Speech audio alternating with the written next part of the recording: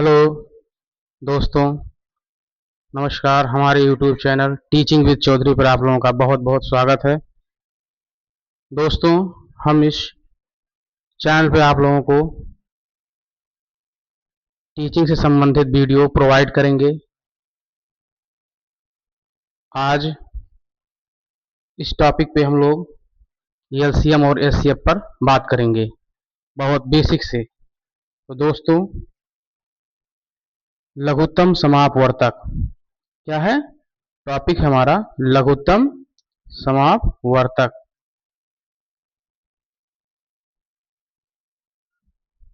दोस्तों, जो लघुत्तम समापवर्तक टॉपिक है, ये क्या होता है? ये वह छोटी से छोटी संख्या, वो छोटी से छोटी संख्या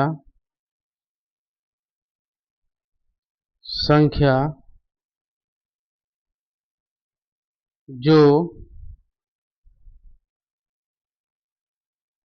दी गई सभी संख्याओं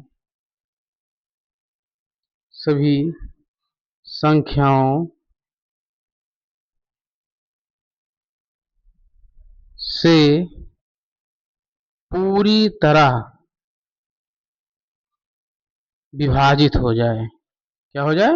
विभाजित हो जाए, कट जाए, विभाजित हो जाए। ठीक है।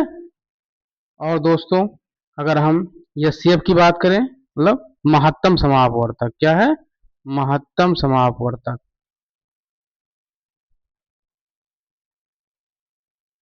महत्तम समापवर्तक। तो जो महत्तम समापवर्तक होता है दोस्तों, इसकी परिभाषा क्या है, कैसे निकालते हैं? यह है वह बड़ी से बड़ी संख्या। क्या है? वह बड़ी से बड़ी संख्या, वह बड़ी से बड़ी संख्या जो दी गई जो दी गई संख्याओं को पूरी तरह को पूरी तरह विभाजित कर दें। क्या कर दें? विभाजित कर दें। तो क्या निकल के आया निष्कर्ष कि लघुत्तम समापवर्तक क्या होती है? कि वह छोटी से छोटी संख्या जो दी गई सभी संख्याओं से पूरी तरह विभाजित हो जाए। और महत्तम समापवर्तक क्या होता है दोस्तों? कि वह बड़ी से बड़ी संख्या जो दी गई संख्याओं को पूरी तरह विभाजित कर दे। दोस्तों, अगर हम एक सूत्र की बात करें तो सूत्र क्या होता है? जैसे अगर दो संख्याएं दी हों तो सूत्र क्या निकल के आएगा? पहली संख्या गुणे दूसरी संख्या बराबर एचसीएफ एचसीएफ गुणे एलसीएम। एचसीएफ हमारा क्या होगा? Highest common factor. ये क्या होता है? Highest common factor. ठीक है। और ये क्या होता है? Lowest common factor. ठीक है, लीस्ट कॉमन फैक्टर। समझ में आया? तो ये आपका क्या हो गया? एक सूत्र हो गया। ये क्या हो गया? आपका एक सूत्र हो गया। तो इसे हम, ये आपके, ये समझने के लिए है। ठीक है, ये क्वेश्चन में प्रयोग होगा। ठीक है। अब हम आगे बात कर रहे हैं कि जैसे कोई अगर भिन्न दिया हो, क्या हो? भिन्नों का, जैसे भिन्न भिन्नों का एलसीएम अगर निकालना हो, किसका निकालना हो? भिन्नों का एलसीएम। तो भिन्नों का एलसीएम कैसे निकालेंगे? इसमें क्या करते हैं? जो अंश होगा, अंश का क्या करते हैं? एलसीएम निकालेंगे। अंश का एलसीएम निकालेंगे। अंश का एलसीएम निकालेंगे। और जो हर होगा, हर का क्या निकालेंगे? एचसीएफ निकालेंगे। क्या निकालेंगे? एचसीएफ निकालेंगे। ठीक है। और भिन्न भिन्नों का अगर हम एचसीएफ निकालना हो, किसका?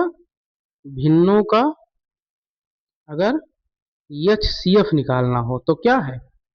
अंश का क्या निकाल देंगे हम? अंश का एचसीएफ निकाल देंगे। और फिर हार का क्या निकाल देंगे, एलसीएम निकाल देंगे। क्या निकाल देंगे, एलसीएम। ये ध्यान रखना कि अगर भिन्न है कोई भिन्न, अगर उसका एलसीएम कह रहा है तो जिसका एलसीएम कहेगा वो ऊपर रहेगा, मतलब अंश को क्या है, अंश का एलसीएम निकालेंगे और हर का एलसीएम निकालेंगे। लेकिन अगर भिन्न का एलसीएम निकालने के लिए कह रहा है, ठीक है, तो अंश का क्या करेंगे, एलसीएम निकाल देंगे और हर का एलसीएम निकाल देंगे, ठीक है। फिर उसके बाद में अब जैसे कोई मान लो, जैसे कोई सूत्र, जैसे कुछ क्वेश्चन ले रहे हैं समझने के लिए, तो जैसे है, मान लो कि दिया है क्वेश्चन नंबर पहला, जैसे है क्वेश्चन नंबर पहला, दो संख्याओं का गुणनफल। क्या दिया है, दो संख्याओं का गुणनफल,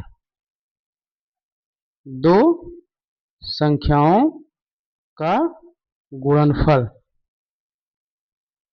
गुणनफल क्या दिया है, 1500।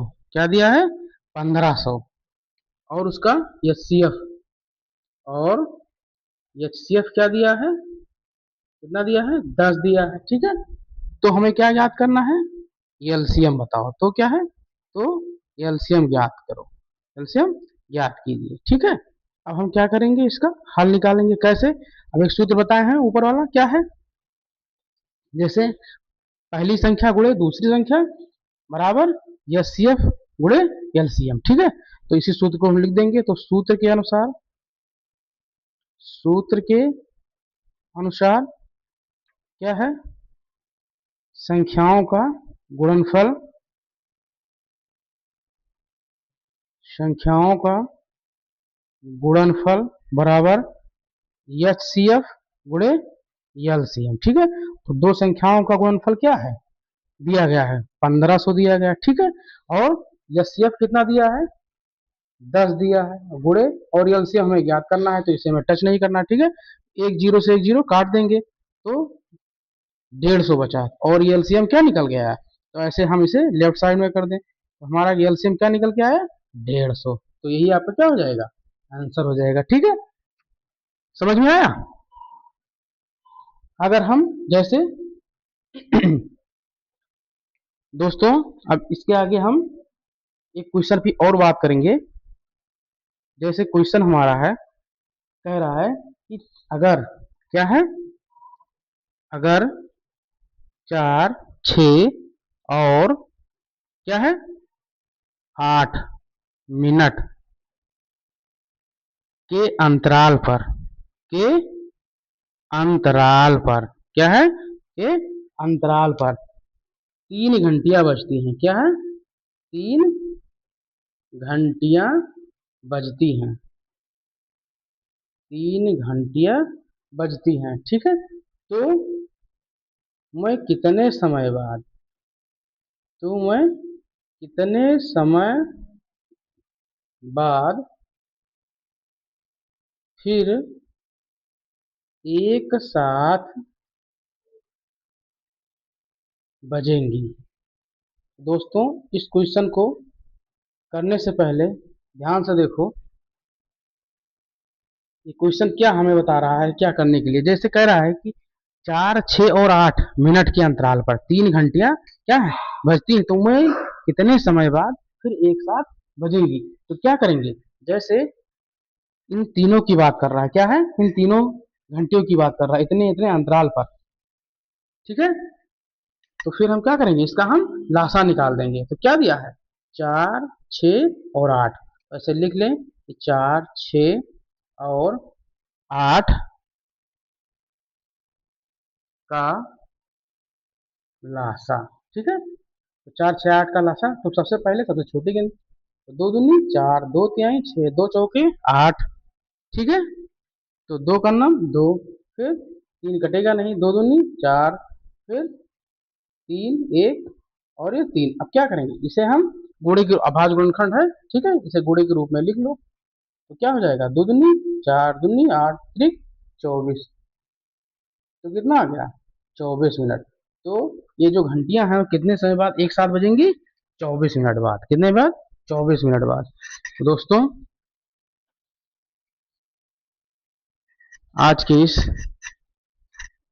वीडियो में आप लोगों के लिए बस इतना ही, और नेक्स्ट वीडियो में हम आगे इसी रिलेटेड वीडियो आप लोगों को प्रोवाइड करेंगे।